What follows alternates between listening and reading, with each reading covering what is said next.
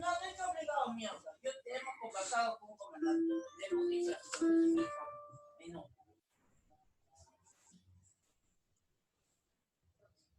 El dinero era para que lo tengas al momento. Mira, está cocinado el arroz. Espérate, ¿quién será? Ah, mi tío Domingo.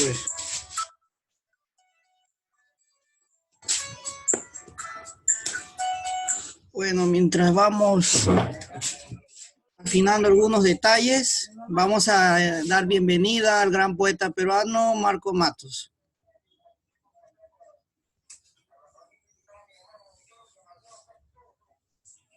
¿Por qué, ah? No leí el WhatsApp. Saludos, estimado Marco Matos, ¿me puede escuchar? Sí, sí te puedo escuchar. Muy bien. Estamos bien. Buenos días. Espero que esta cuarentena y estos tiempos difíciles no amilanen su ánimo y su espíritu poético, intelectual y humano. Muchísimas gracias, Alex. Muchas gracias. De igual manera para ti. Bueno, esta entrevista que va a ser breve, pero que tiene como la finalidad de mi blog de difundir cultura y de que esta cultura sea como una medicina para estos tiempos difíciles. Es decir, nos acompañe y nos abrace en estos momentos tan necesarios que necesitamos una compañía urgente. Ante tanta desgracia necesitamos cultura. Aquí estamos para conversar. Y la primera pregunta, bueno, quisiera abordar sobre su vida. ¿Cómo fueron sus inicios en la poesía? ¿Fue sencillo publicar sus primeros libros?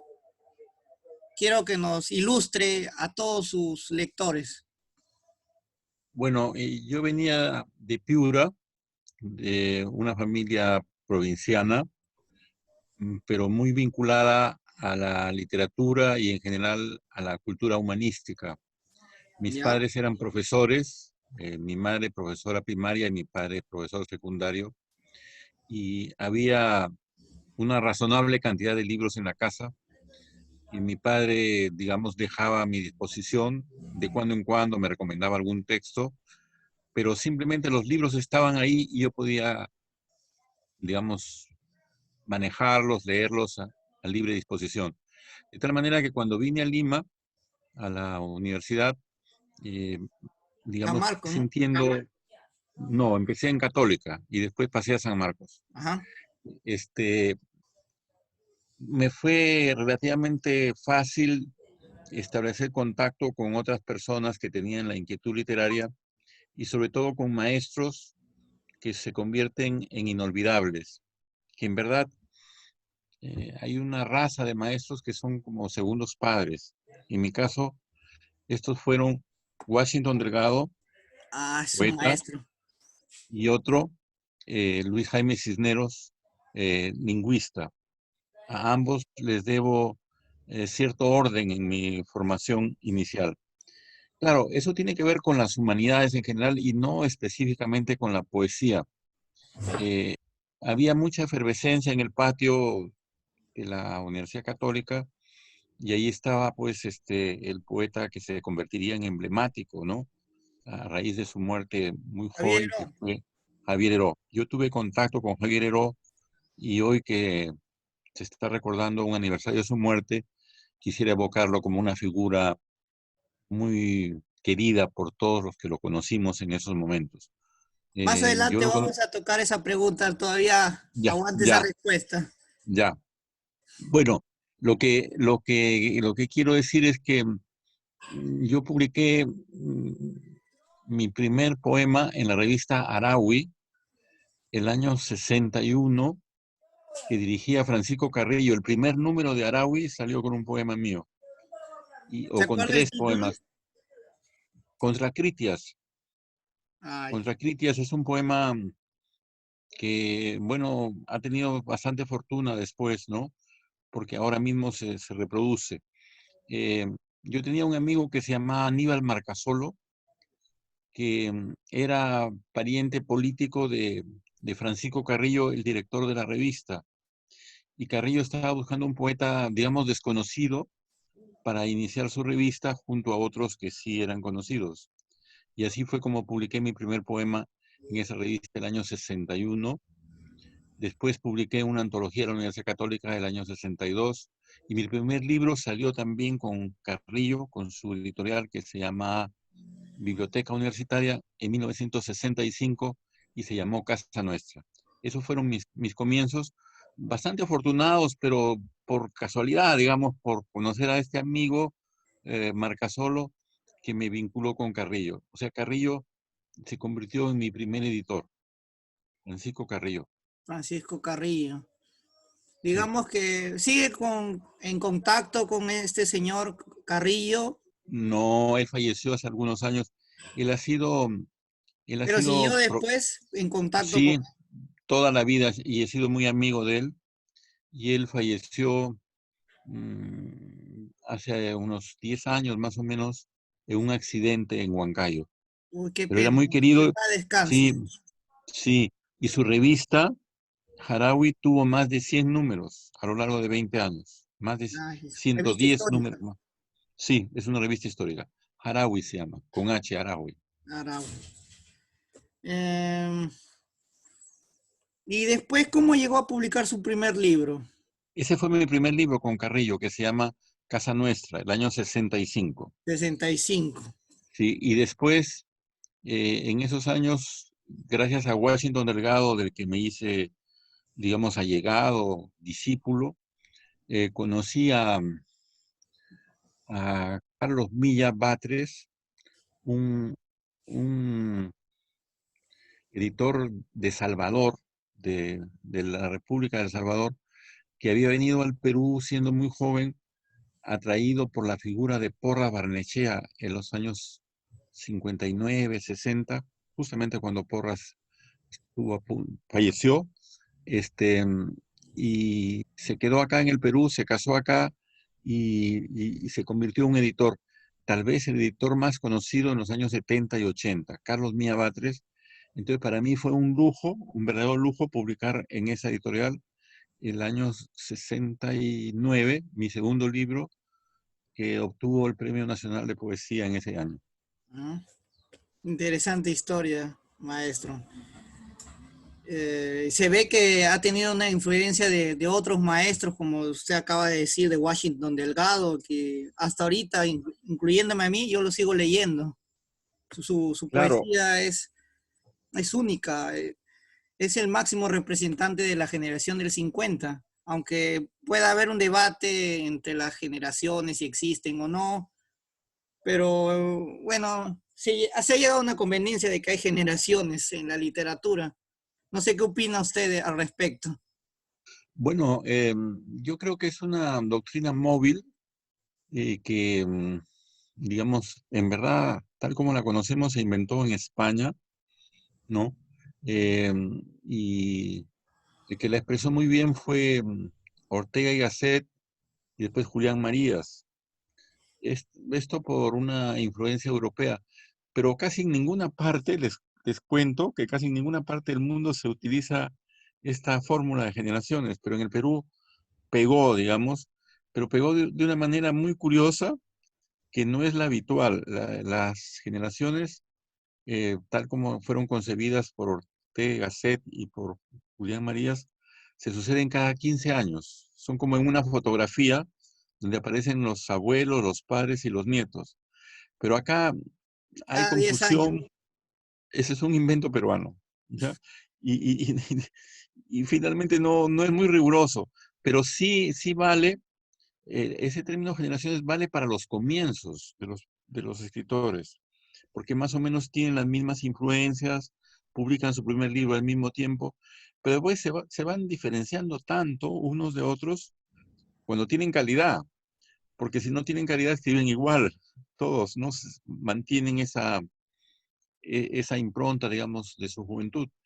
Pero bueno, simplemente es un término metodológico que sirve para dar clases. Esa es mi opinión sobre las generaciones. Bueno, justo hablé en una entrevista anterior con Antonio Silones, que bueno, lo considera usted un buen amigo y colega, que este término es discutible, debe entrar un debate en la academia y en otros organismos universitarios sobre este término de si debe considerarse generación o no. Para Yo él la es verdad una que falacia. yo en verdad que lo uso poco, pero hasta pienso que ni vale la pena polemizar sobre eso, porque son modas también. Es una moda que ha pegado en el Perú y que no ha pegado en otras partes, pero sí sirve para ordenar, como dije en los comienzos, ¿no? Y nada más, porque pongo un ejemplo.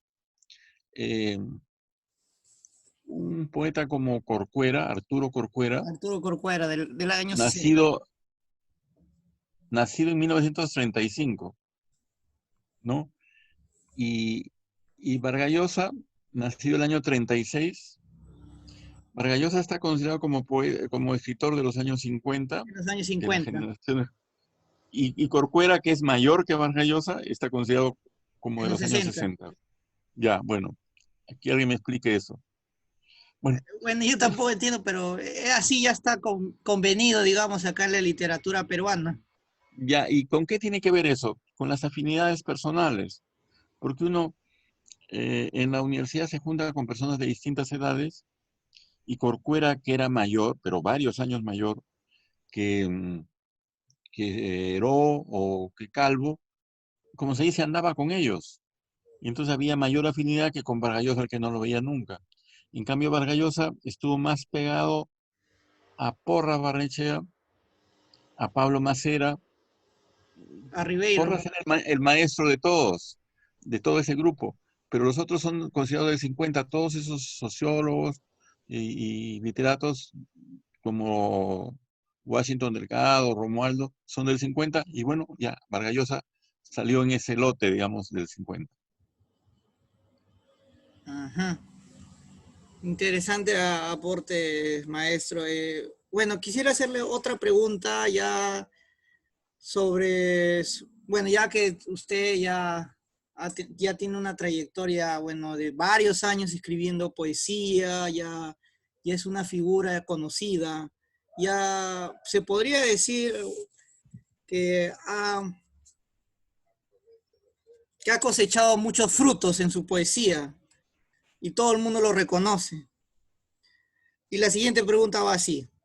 ¿Siente que ha aportado algo en la poesía peruana? ¿Falta algo que desea realizar en su poesía? Esto lo digo sin ánimos de ofender, lo hago con mucho respeto.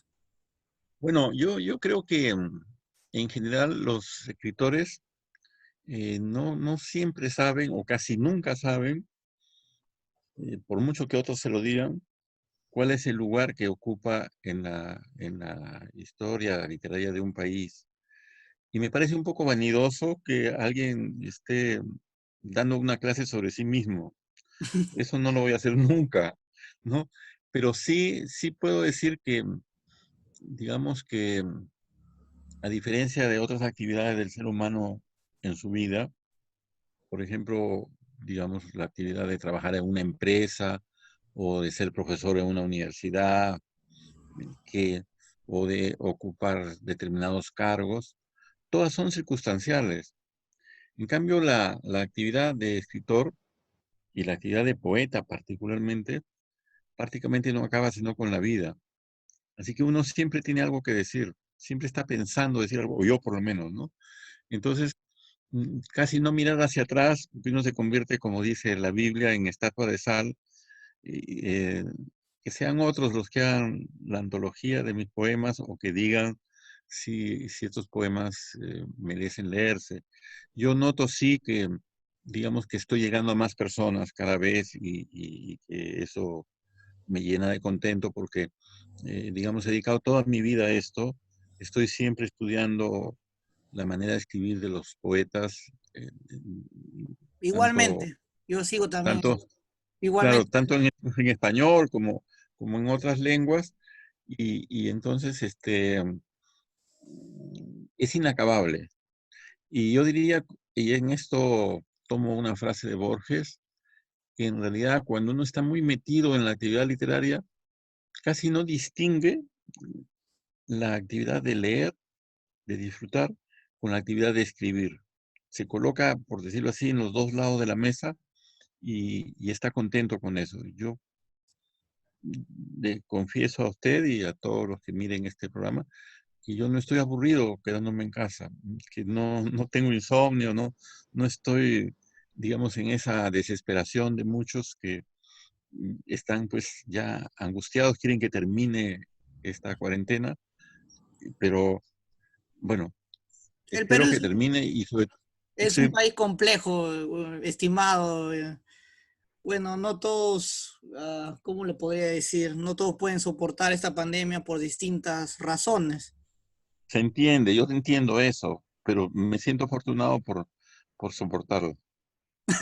Sí, me alegro mucho que lo esté pasando bien, que no le haya afectado, de que esté bien de salud sobre todo,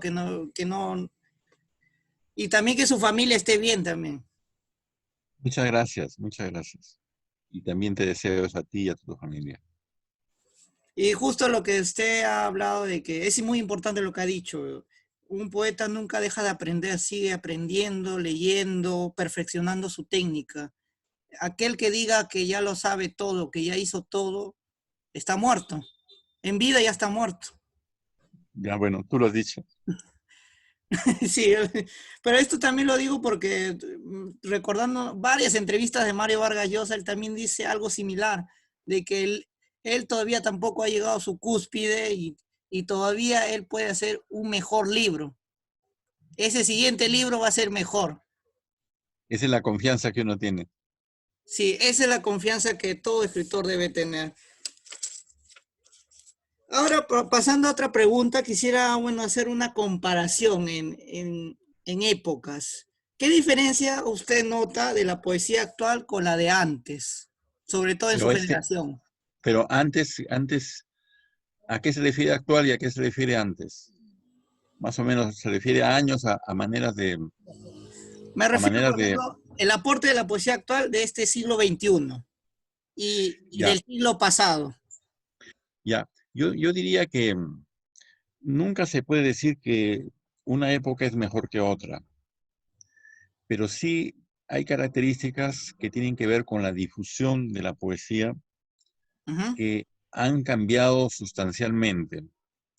Eh, la poesía, digamos, hablando en términos históricos remotos, ha sido preferentemente oral y después ha sido escrita. Ujú. La poesía de Homero se recitaba en las plazas, el mío sí también se recitaba en las Sí, plazas. claro, en las plazas. Ya, ya, entonces la, la poesía ha tenido, y alguna parte importante de la poesía sigue teniendo lo que llamamos un perfume de oralidad, aunque esté escrita. En ese sentido, esta poesía con ese perfume de oralidad, incluyendo la de Vallejo, incluyendo la mía, es una poesía que es una poesía, digamos, que atiende mucho al ritmo, porque tiene ese perfume de oralidad. En cambio, eh, digamos, hay otra tradición que es una poesía escrita, se dice poesía de escritorio, y que muchas veces, y esa sí es una característica de muchos poetas ahora, no atienden al ritmo. Entonces, las diferencias entre poesía y prosa se hacen, digamos, más débiles y no se distingue. Lo que nos dice que es poesía es que vienen versos. Bueno, sí vienen versos, pero si uno lo pone, digamos, en prosa, sería casi igual.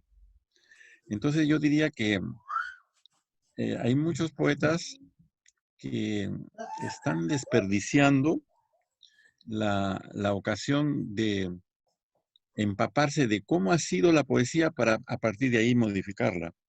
Ser de vanguardia no significa desdeñar la otra poesía. Por ejemplo, el poeta más de vanguardia que existe de todos es Apollinaire, que murió en 1918. Ajá. Y él mismo hacía indistintamente la poesía, digamos, heredera del simbolismo y la de vanguardia que él mismo personificaba.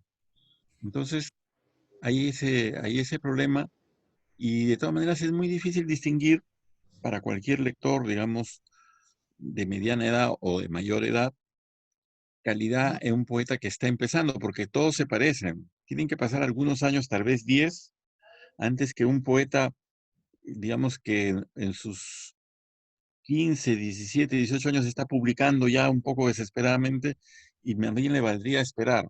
Claro que hay excepciones, y voy a decir los nombres de las excepciones. A ver. La primera excepción es Rimbaud.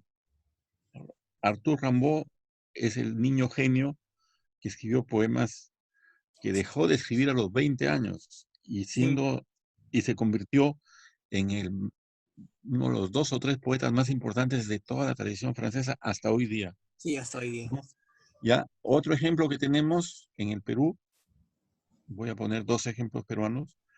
Otro es Mariano Melgar, que murió jovencísimo también y ya había escrito una poesía notable y original.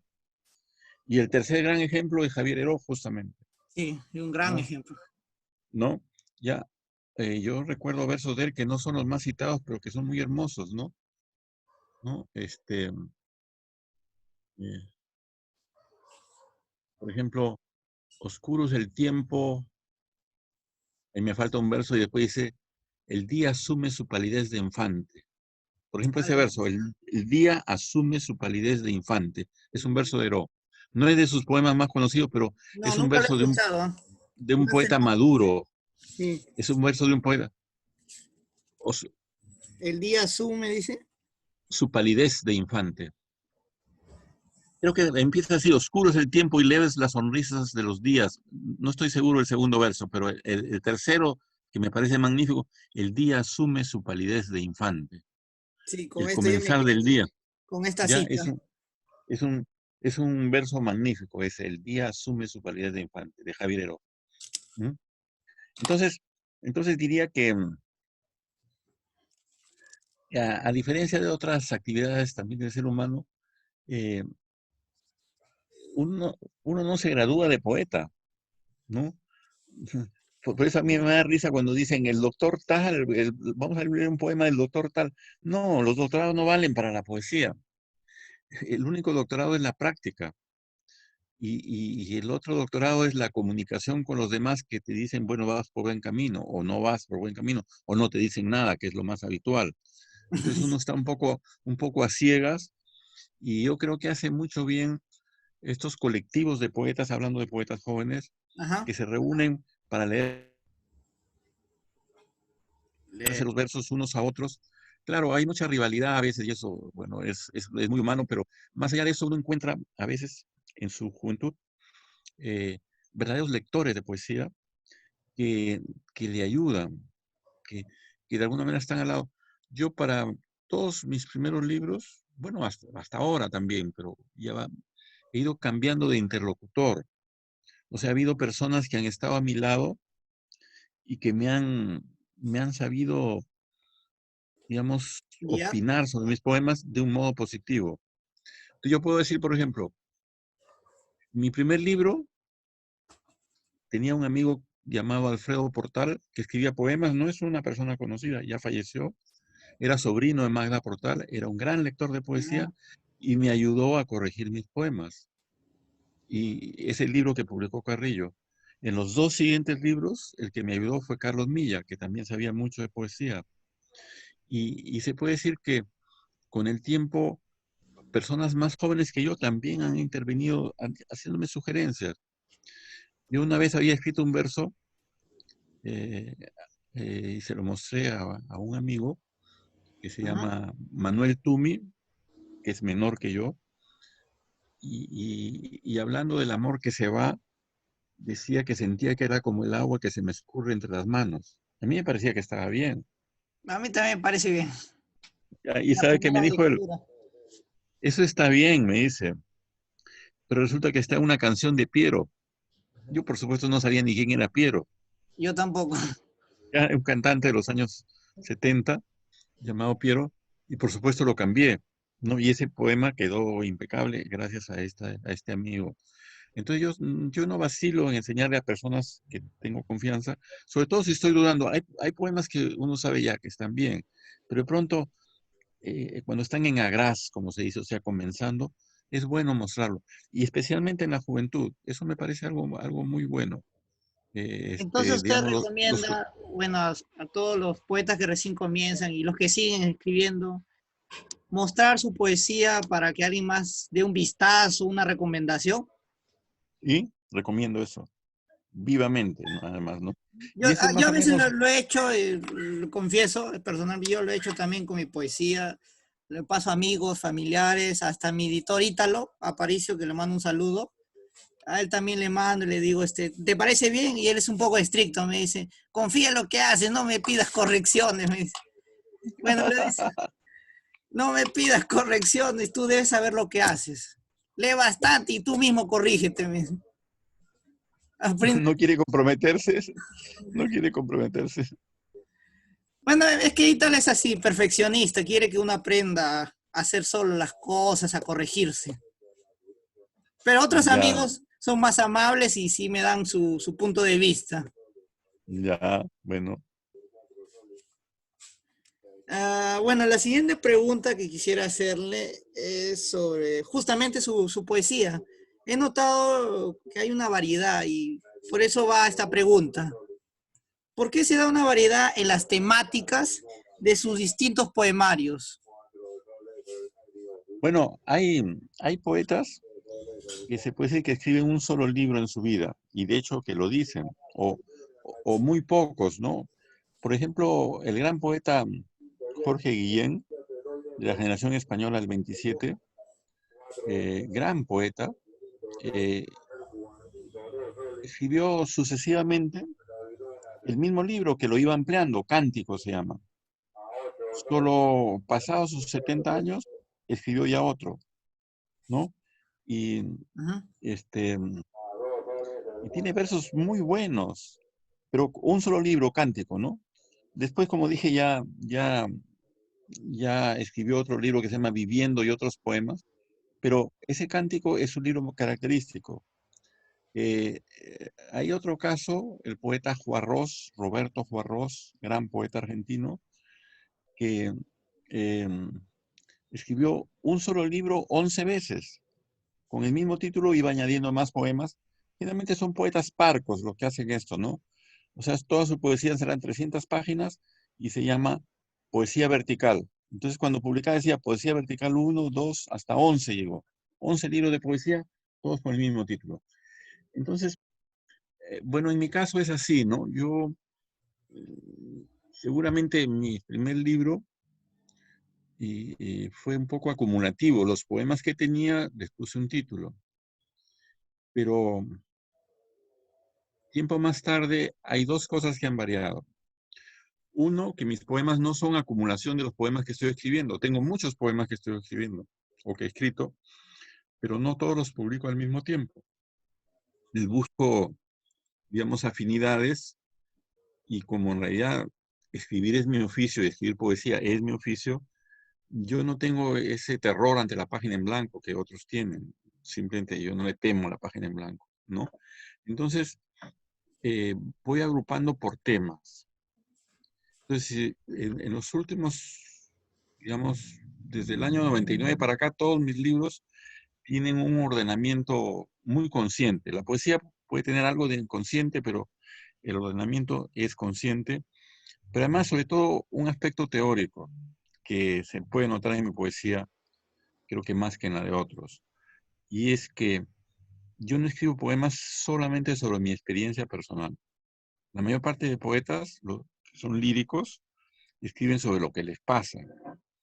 Ya. Sí, eso Yo pasa en la escribo, mayoría. ya, y yo escribo sobre lo que me pasa también, pero escribo sobre lo que le pasa a los demás también. Y en ese sentido, digamos, yo he bautizado mi poesía como diacrónica. Ese es un término tomado de la lingüística de Saussure, que dice que hay un eje de sincronías, que pues más o menos en un presente, y una poesía diacrónica es la que va por la historia. Entonces yo he reconstruido mundos, por ejemplo, el mundo de Grecia, en un libro que se llama En las arenas de Homero, el mundo de Roma antigua, Máscaras de Roma, el mundo medieval en el libro que se llama Dante y Virgilio iban oscuros en la profunda noche. He escrito un libro sobre la música, que se llama Sílaba de la música. He escrito un libro sobre el ajedrez, que se llama Jaque Perpetuo. He escrito otro libro sobre el inconsciente, que se llama El piano negro. Ujú. Y otros libros eh, este, He visto también sobre el amor. de animales también he escrito. El libro de los animales. Un libro sobre el amor que se llama La novia del viento. Bueno, ya Y es casi bastante, un bastante. universo con muchas estrellas y planetas, digamos, en una Sí, metáfora. bueno. O sea, yo tomo con mucha seriedad mi oficio, ¿no? Y la paradoja es que he podido, en una actividad afín, que es la de profesor, este, digamos, no sentir que se perjudicaba mi trabajo literario por ser profesor, sino que se refuerce mutuamente. He aprovechado mis propios cursos para aprender, digamos, con seriedad, bueno, un poco de historia, ¿no? Para poder penetrar en personajes de otra época y mostrarlos desde dentro. Y aquí hay un maestro, ese maestro se llama Cavafis, y es un griego, nacido en 1863 y muerto en 1935, el principal poeta griego contemporáneo, aunque nació en Alejandría. Y quiero llamar la atención sobre Grecia otra vez, no solamente la Grecia de Homero y de los trágicos, sino la Grecia contemporánea. Está muy adelante en poesía, tiene 3 premios Nobel en poetas y tiene a Cavafis, que es pues un pequeño dios, digamos. Mm. Sí, he escuchado por las noticias que aparte de premios Nobel de literatura, tiene otros premios Nobel de economía, de medicina. Es un país muy productivo en ciencia y en Sí, cultura. sí, sí, sí. Una envidia sana para ese país. Bueno, pero quería decirles, y yo creo que esto es una cosa para sentirse alentado, que nosotros mismos como peruanos Ajá, estamos nutridos de la, digamos, de la tradición griega, aún sin saberlo. Eh, Nuestro propio idioma, el español, tiene una vertiente latina, que es muy fuerte, tiene porque de ahí viene, y tiene una vertiente árabe muy fuerte, ajá, más de lo que pensamos, pero en lo latino está lo griego, y es muy fuerte. Hay casi todas las palabras de las ciencias exactas vienen de Grecia. Casi todas las palabras de las ciencias físicas, digamos, de ciencias naturales, vienen de Roma. Nuestro derecho viene también de Roma. O ah, sea, verdad. Sí, nosotros, nosotros estamos, tenemos digamos, herencia de Grecia. tenemos esa vertiente, sí, muy fuerte, muy fuerte. Así que mm, sintámonos parte de eso y no algo ajeno, ¿no? Y claro, la otra vertiente es la que también es muy rica, ¿no? Ujú. Bueno, la siguiente pregunta era, como le dije desde el comienzo, que quiero profundizar sobre un aspecto de la historia, más que todo de la literatura peruana y la historia en general. Usted fue amigo de Javier Heró, es una curiosidad ya de chismoso, se podría decir.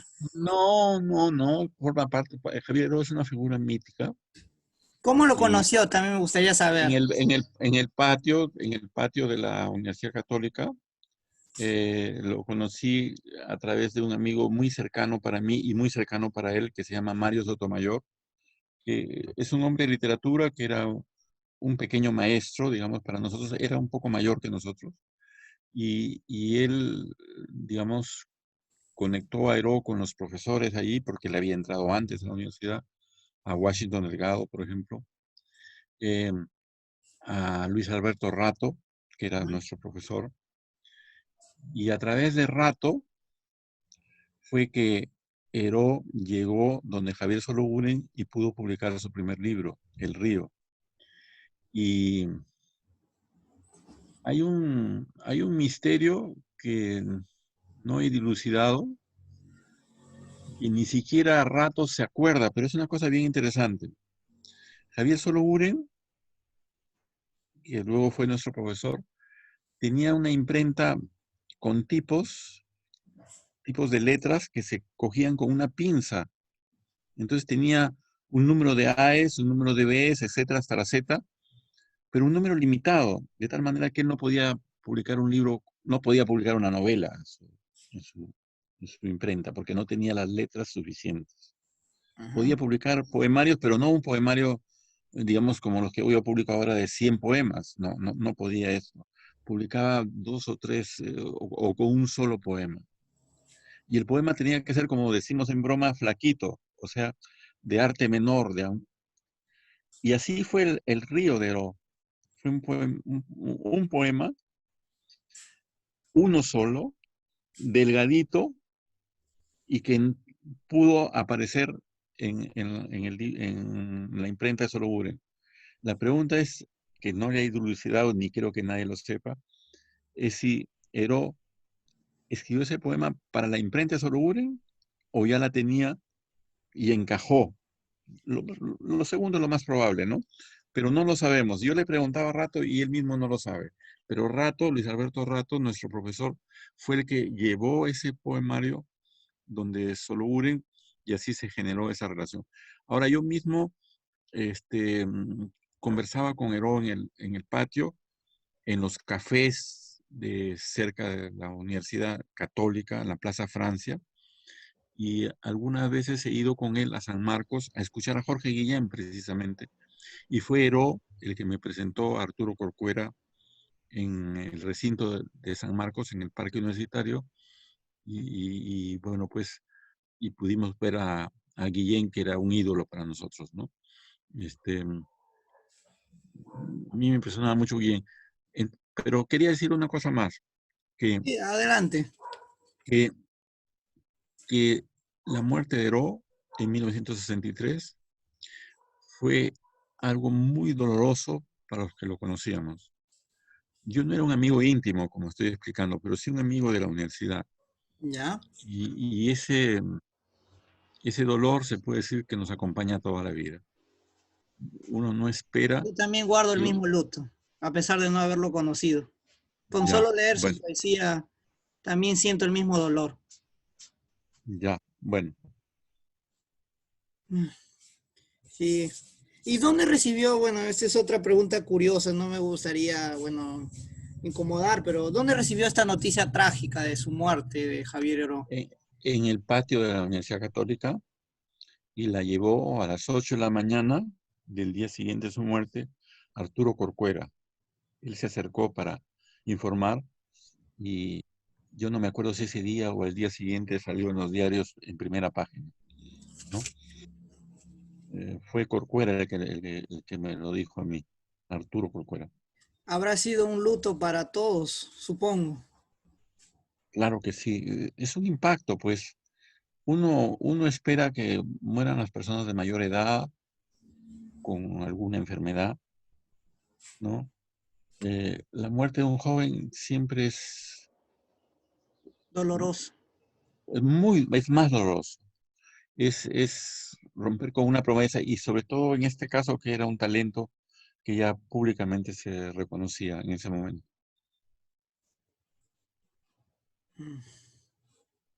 Por último, una pregunta que es recurrente en muchas entrevistas que usted, bueno, la han hecho. ¿Qué le pareció que su poema Mi Perú fuera recitada en todas las lenguas peruanas en los Juegos Panamericanos y para Panamericanos Lima 2019? Bueno, el poema se llama El Perú, ¿no? Sí. Sí, este, tiene se dice que la relación de un poeta con sus poemas es más o menos como la del padre con sus hijos, ¿no? Los quiere a todos por igual, ¿Mm? pero de pronto hay uno que destaca, digamos, por razones que usted no sabe, y llega y se desenvuelve solo, ¿no? Eso sentí con ese poema, que digamos que yo había llegado a algo que no podía haber soñado jamás. Esa sería la respuesta, ¿no? Jamás podía soñar que mi poema podía leerse en un estadio. Sí, y Ya eso ya, televisado. Ya eso da 30.000 personas o 40.000, pero leído en tantas lenguas y en emisor que está distribuido al mundo, es decir, lo han visto millones de personas. Sí, ha sido Creo, televisado, ha estado en internet, en todos lados. ya, yo creo que nadie, francamente creo que ningún poeta peruano podía esperar eso. No, yo Entonces, tampoco, me sorprendió también. sí, Fue sí, inédito este evento. ya entonces yo he quedado pues muy agradecido a esa circunstancia y claro, eso me ha permitido también llegar a más personas ahora, ¿no? Eh, y, y es un estímulo para continuar escribiendo. Bueno, bueno, yo recordaba la primera vez que lo conocí presencialmente, el año pasado, en un recital en Barranco, no sé si recuerda. Nos hemos saludado ahí, sí. Sí, nos saludamos y bueno, incluso vi cuando llegué, cuando usted llegó, yo lo felicité de alguna forma porque estaba llegando usted, un maestro de la generación de 60. Bueno, algunos tal vez jóvenes no lo reconocían, tal vez, supongo, pero la mayoría sí lo No, reconoció. bueno, Y pero es que la poesía es la poesía y el rostro es otra cosa. claro, y bueno, para concluir, unas palabras finales que quiera dirigirse a sus lectores y a mis lectores de mi blog. Bueno, estoy muy agradecido por esta entrevista y al mismo tiempo me entusiasma que en estos tiempos difíciles la poesía salte de los libros al internet, a los blogs, A a, los las, estadios. a los estadios, a todas partes. En ese sentido, la poesía no ha perdido pues ese viejo vigor que tenía desde la época de los Falta que libros. entre a los hospitales también. Estaba pensando en eso. Bueno, pues ojalá que llegue. Muchísimas gracias, ¿ah? Igualmente, y bueno, un fuerte abrazo y estamos en contacto. Y muchas gracias por esta entrevista, es un honor. Gracias también a ti. Un fuerte abrazo, bendiciones. Gracias.